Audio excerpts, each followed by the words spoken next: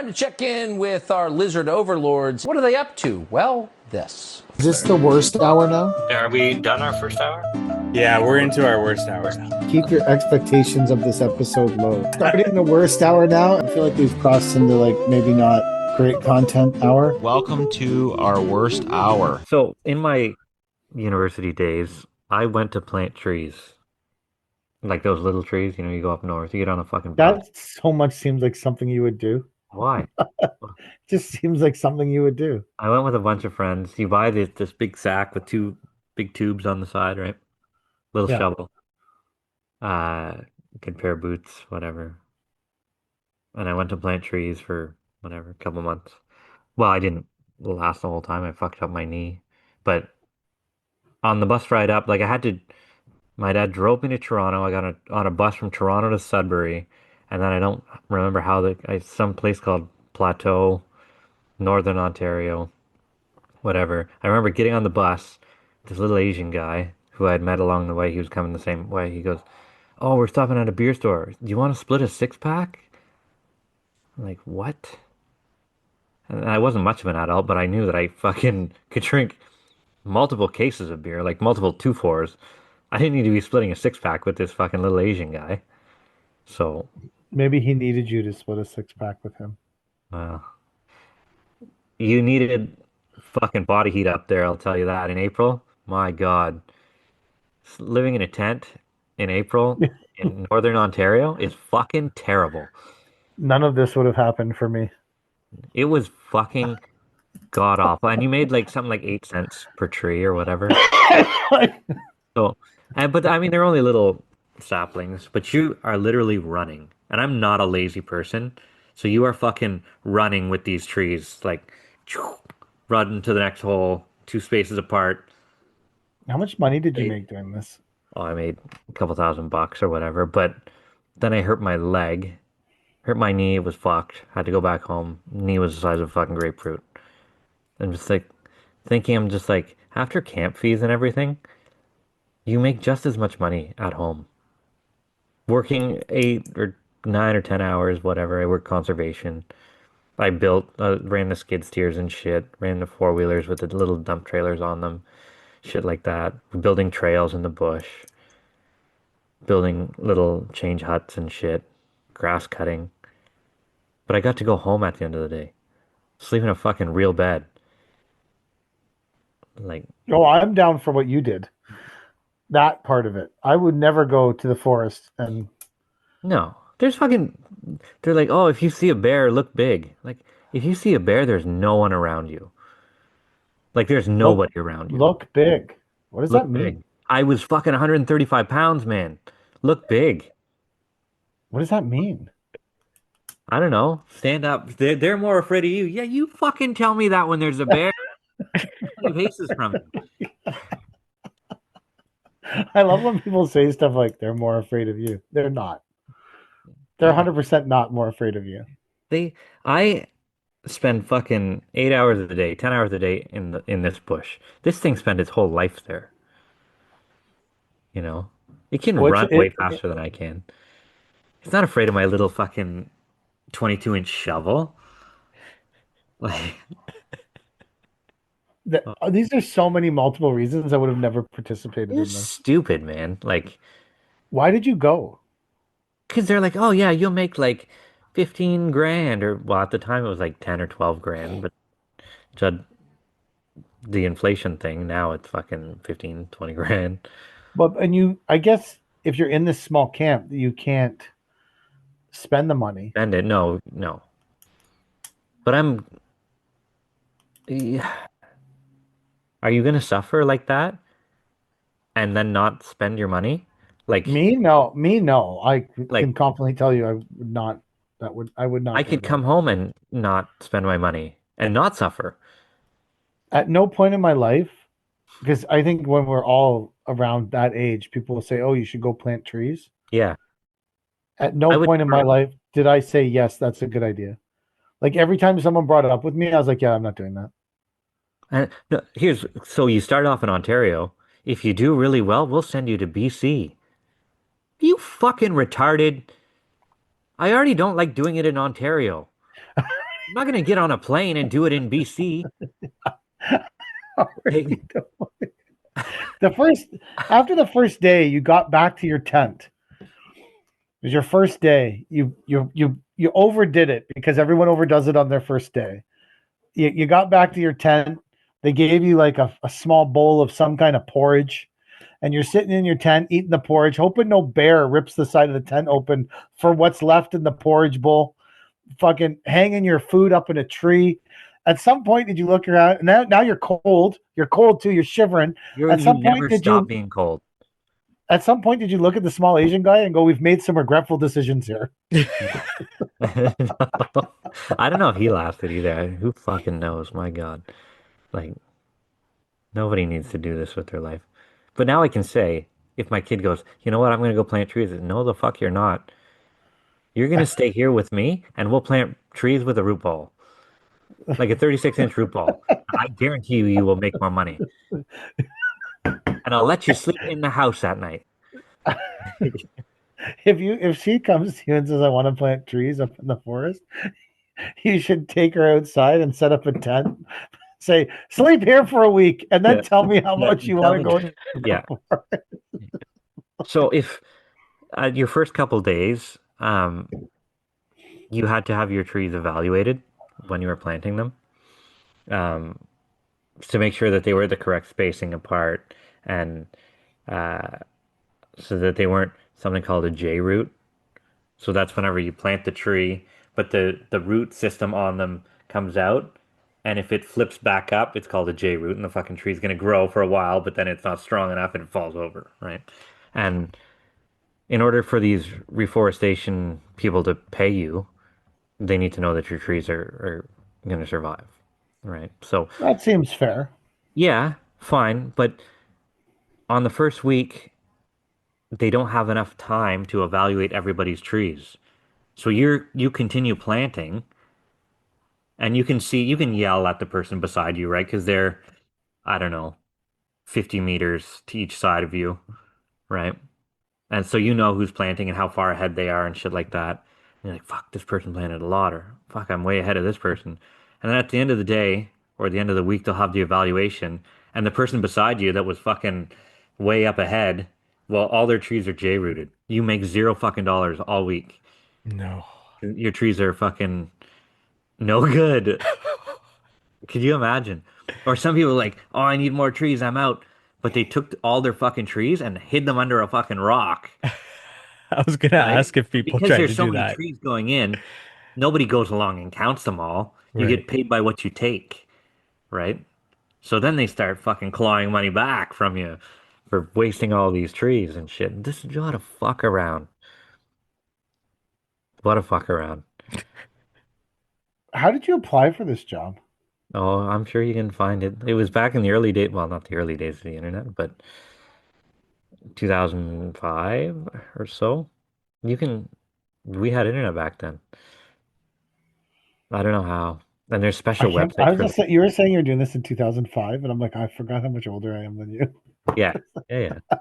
You probably Two, would have had to mail something in. 2005, Like, I was like fucking 35 or yeah, something. yeah, yeah. You would have had to mail in some fucking permission slip or something like that, and they send you a map with fucking coordinates, and you just show up Was there there. like OG people who are like, I come and do this every year. I love Yeah, it. yeah, yeah. There's people like, this is his sixth year, and he's fucking this long. If he's got hair down to his arsehole, whatever, fucking wrapped around his head, no top on, little fucking red shorts, skinny as a rail, you know. Like he's like, there's these things called they call them widowmakers. It's just like a dead tree sticking out of the ground. It's like I hate those things. You hate a fucking dead tree sticking out of the ground? Like what the fuck has your life become? Probably stoned to the bone all day long. Like just If someone did that for 6 years, you got to at least appreciate their intestinal fortitude. yeah, there's a couple ways to look at it. You could be too dumb to do anything else. You're obviously not lazy, but you don't conform to society. But you're willing to sleep in a tent for fucking months on end. You shower once a week. There were women that were doing this. The camp What part is of what? So Did any part of this appeal to you other than the money? No, but we've established I'm money driven.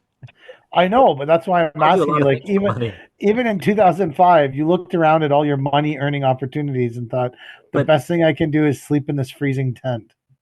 let's get this straight. In 2005, me being 21 or whatever, there aren't a lot of money making opportunities. You didn't try college pro painters? No, that's below tree planting. I dated a girl who was a painter. You did painting, didn't you? I didn't. No? My buddy did. He tried that whole college pro painters things. It Yeah, cost no. him a fortune. Yeah, no, He thank was you. in debt by the end of the year Oh, to them. It's in debt. Like tens of thousands of dollars. Did they send you money for the tree planting? Like, did you get paid? yeah, I got checks whenever I came back.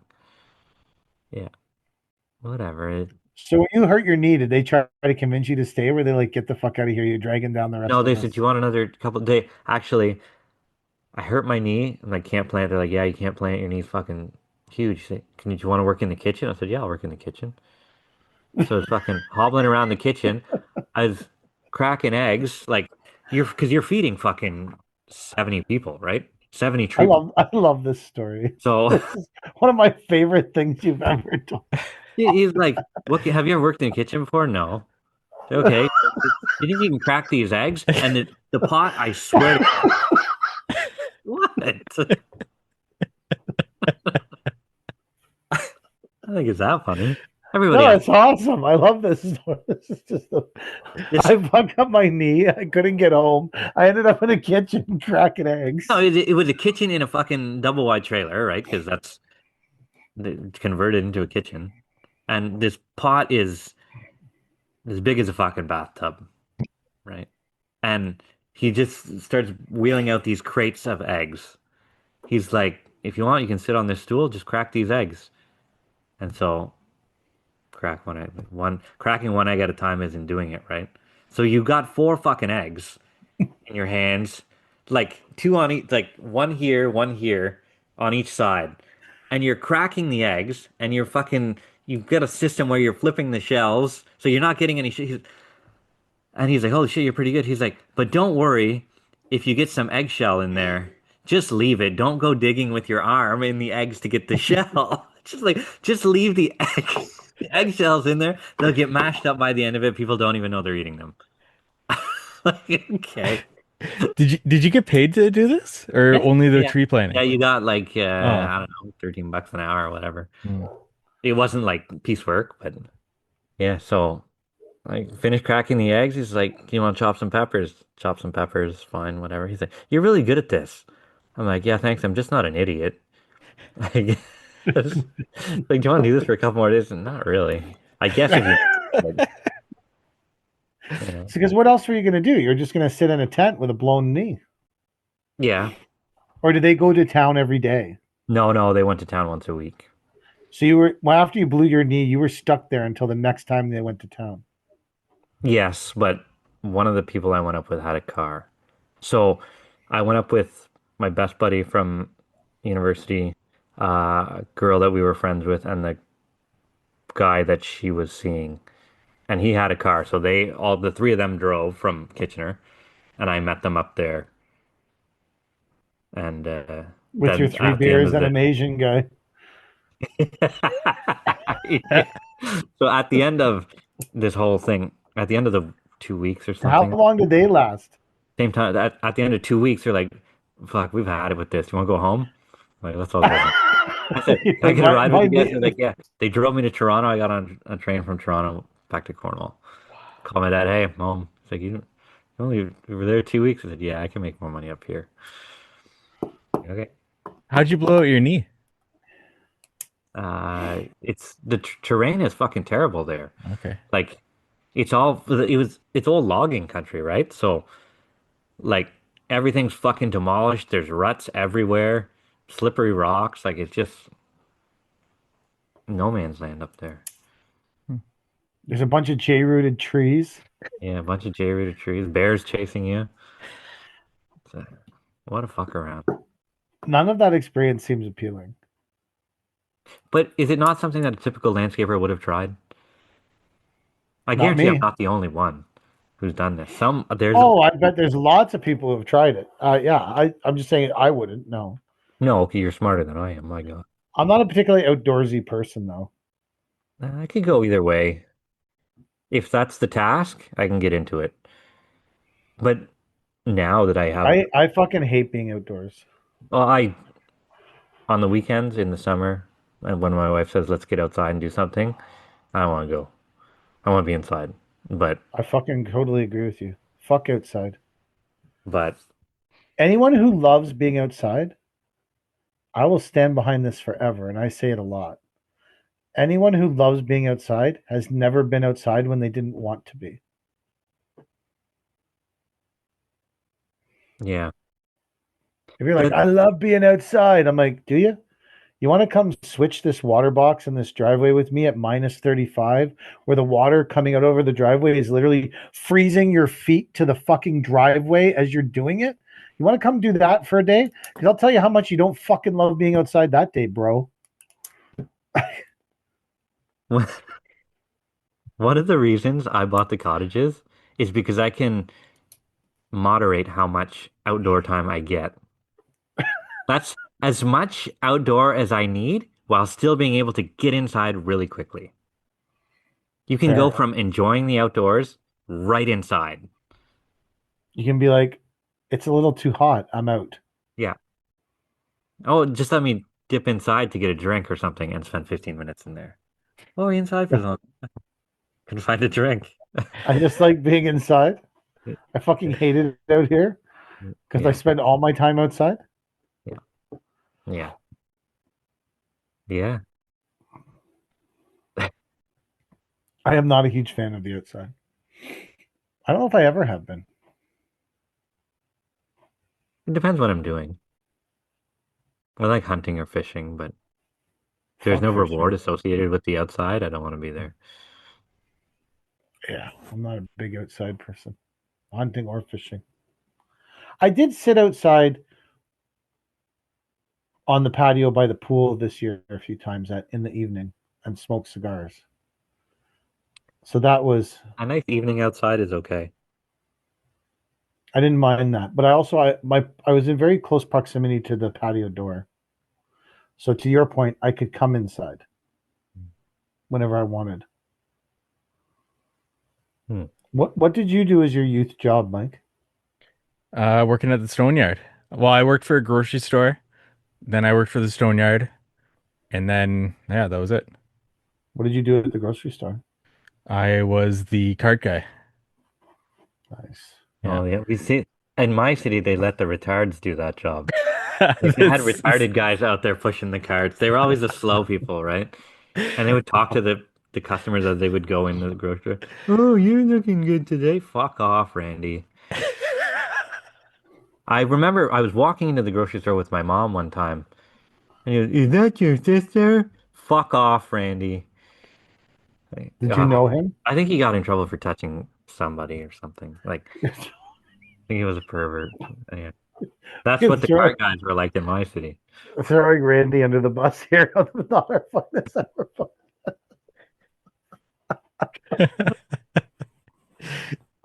Oh, Randy. I vended in the stands Oh, that's right. at At the Sky Rogers. Dome. Yeah. I used to skateboard to the GO train. And then I worked at the garden center shoveling dirt into bags. I also kept time at the hockey rink. Oh, That that was a pay job well? I did. It paid like $10 a game, Yeah. which at the time I think minimum wage was like $3.75. Yeah, I remember those But gigs paid well. I've never had a because that job ended when the hockey season ended. Mm. Because it wasn't like men's league; it was like kids hockey. So you could do that in the winter, and then your job ended. Then conveniently, I found another job where it just ended again. Like I've never found something to do where you could just work forever doing it. My whole life, I guess when I worked at Permacon, that was like a never-ending job. Like Yeah. there was no beginning to end to it. It was just come in every day and hawk brick. Chad, did you have any Self-pay. other jobs growing up? Yeah, I worked at the meat department at the grocery store. Oh yeah. Yeah. I was good. I started off cleanup, and then you never leave. If you're a cleanup guy, you never leave the cleanup. You're always like you do that until you quit or find another job or whatever. I was so good they made me a rapper, and only girls were rappers up until me. So that's what my white jacket changed to a red jacket, and I could do it all, man. I, that was I still have dreams that I work there, and I forget all the codes for all the different meats. It's like a nightmare. So It's a nightmare. a nightmare, yeah. Because I know when I have the dreams because the lights aren't quite right in the meat department, and I'm just like, there's all these trays in front of me, and I can't remember what the code is, and I'm pushing in all these different codes and shit. Oh no, it's a nightmare. But What's the worst thing you've done for money? Like as a This could job? go good. I never No, had as the worst thing I've ever done was landscaping. My boss burnt down a field. Like they were burning something and it got out of control and burnt the neighbor's fucking 10 acres or whatever. They caught fire or whatever. And the next year I had to go and plant potted spruce trees there to reforest it. But it was in a field of nettle and I was in shorts. It was the oh most my painful day of my life. Like, so I'm walking through the field with these fucking potted trees, which are heavy as shit to begin with. And every once in a while, I'd be they like, are okay, heavy as I shit. have to plant here, and my legs are constantly being stung by this fucking nettle. And at the end of the day, maybe 4 o'clock, someone brings the four wheel. Oh, we could have let you use the four wheeler to do this. You fucking arsehole. I said, I almost quit today. I never want to do this again. Okay, well, you don't have to do this anymore. Or at least tell me you're planting in a field of nettle today. Bring some long pants. Not in shorts, man. It's fucking painful. If you've never been stung by stinging nettle, it's awful. Especially all day's worth. It sucks. Yeah, to do it all day would Yeah. Yeah. like the worst thing I did the worst thing I ever tried to do to make money was when me and my buddy shoveled the mailboxes. Oh, Oh, that's right. Yeah, we shoveled the mail. That was like the worst I thing. thought about that today. I had to go get the mail and there was tons of snow in front of my mail, but like my postal box with all the doors in it there. Just like, I think it's someone's job to shovel this. It But no is. one's Oh been yeah, around. and it Yeah. fucking sucks. That Why was did like, why did it suck sorry. again? I can't remember. It just saw. It's terrible, and you had to use your own vehicle. Didn't And you drive your Mustang around? yeah, yeah, the first time it snowed was like October. I hadn't put the Mustang away, and then we were using my buddy's mom's station wagon because you could sand, and then he fell asleep and drove it into a light pole. This isn't even like the terrible shit. This is just shit that happened while we were fucking doing this. Uh, when we took the contract, it was supposed to be like a one-man contract, and every one-man contract was 400 mailboxes. But because we were going to do it together, we were like, fuck it, we'll do it together. And they were like, okay, well, we'll give you 800 mailboxes and the two of you can do it together. And conceivably, it should be faster. And they were like, yeah. And keeping in mind here, I was like, I don't know, like maybe 17.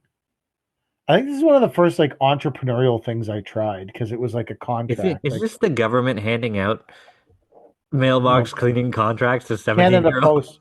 No, because there was a guy who got the contracts and then he had to broker it to people. Oh, like And newspapers. so he brokered it to me and my buddy, and we had like 857 mailboxes or some bullshit. And they were like, yeah, you can shovel these mailboxes in 8 hours. And I said, oh, okay, cool. Because I learned a lot at this whole thing. And then I would strongly challenge anyone to drive to 800 mailboxes in 8 hours. Like, I don't even mean do anything at there. Like, I mean just drive past them. Like, you're talking about like a mailbox every like 46 seconds. Like, if you like do the math on it, like there's 60 minutes in an hour. They're saying you can hit 100 mailboxes every hour. But because you're our age, we were like, yeah, we could fucking do that. I never thought about it, but I needed to go to 100 mailboxes and get out of the car and shovel them and throw some sand down. It was terrible. It was a big snowstorm like the one that happened that year. It took us 4 weeks to get to all of them. Oh my God. And we did it every day, man. We went out, we fucking shoveled like maniacs. And at the end of the 4 weeks, we were the only, because there was like, at the company I was with at the time, there was like, and I have bumped into the guy that owned that company this year. And now I'm super mad that I didn't bring this up and say, fuck you, because I never got paid. That's the first time. Because they were like, all the other guys who took on the mailbox contract went out the first night and were like, this sucks, and never did it again and just sat home. They never even tried it. At least me and Loaf went out and fucking shoveled like fucking maniacs. Took like literally 3.5 weeks to shovel all 800. And at the end of the 3.5 weeks, the Canada Post canceled the contract. And then we never got paid. No way. Wow. Yeah. Yeah. It was a fucking disaster. Right. Entrepreneur. That was a great introduction to entrepreneurism, though, or whatever.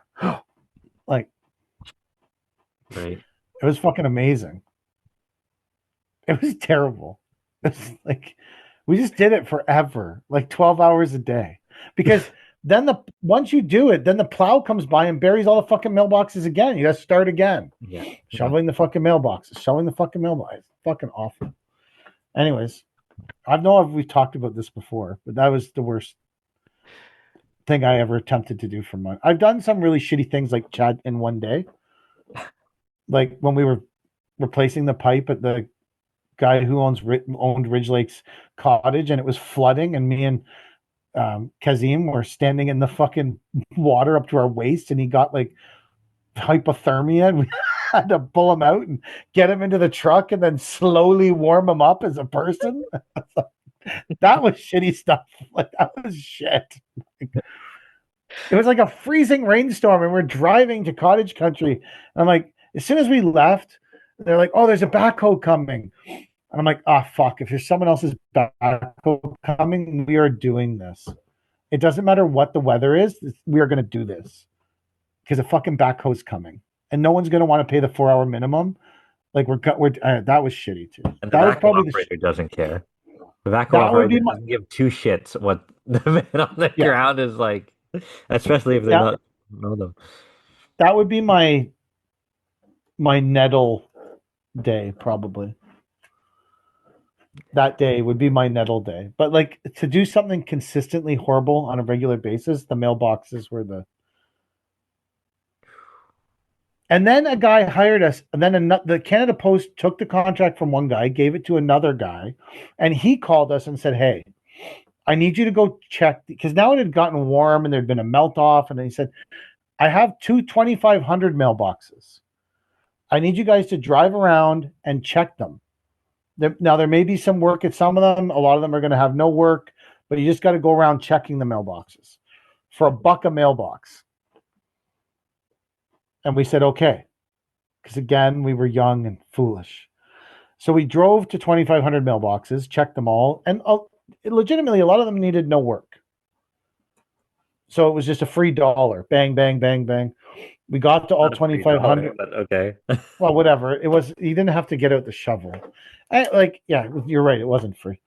And when we got to the end of the 2,500, that guy wouldn't fucking pay us.